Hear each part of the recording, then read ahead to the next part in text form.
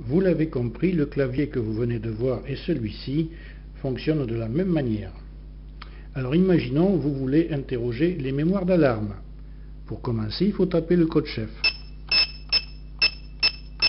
Seul ce code vous permet de le faire, vous validez, et il vous permet de choisir l'arrobase, puisqu'il vous le propose.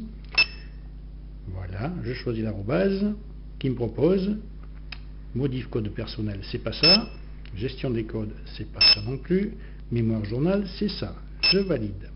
Journal de bord des accès, ok, je valide. Dernier événement, c'est une mise en service complète du secteur 1.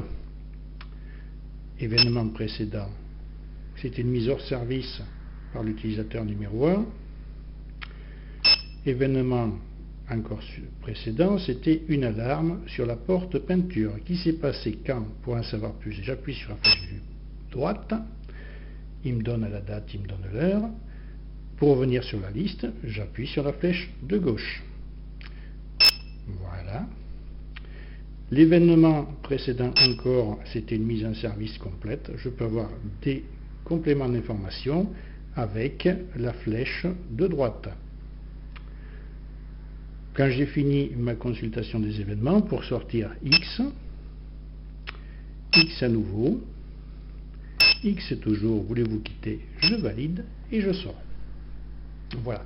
On va rester sur ce menu où il nous propose l'arrobase à nouveau pour changer le numéro de téléphone par exemple. Donc je choisis à nouveau l'arrobase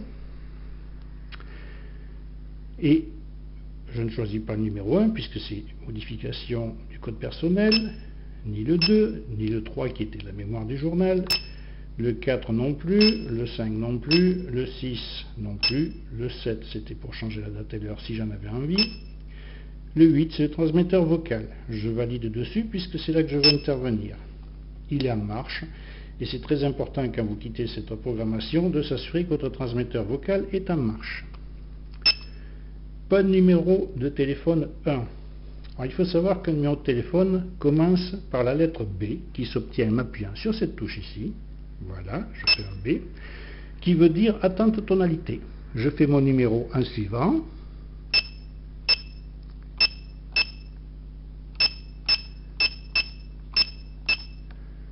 Et je valide. Il y avait un deuxième numéro de téléphone qui commence, vous le voyez, par B. Pas de troisième numéro dans ce cas-là. Si j'ai terminé, je fais X pour sortir. Voilà, je reviens sur le transmetteur vocal à nouveau. Voulez-vous quitter? Je dis oui. Comment effacer un numéro de téléphone?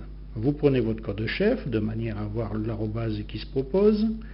Vous validez en appuyant sur l'arrobase et vous allez choisir le menu numéro 8 relatif au transmetteur. 8 transmetteur vocal, je valide, il est toujours en marche, c'est parfait. Mon premier numéro de téléphone, admettons, je le garde. Mon deuxième numéro de téléphone, je veux l'effacer, admettons. Alors pour l'effacer, il suffit de remplacer tout par des F. Comment on fait un F? En appuyant sur l'arrobase. Ensuite, flèche de droite, arrobase à nouveau, et ainsi de suite, de manière à remplacer tout par des F.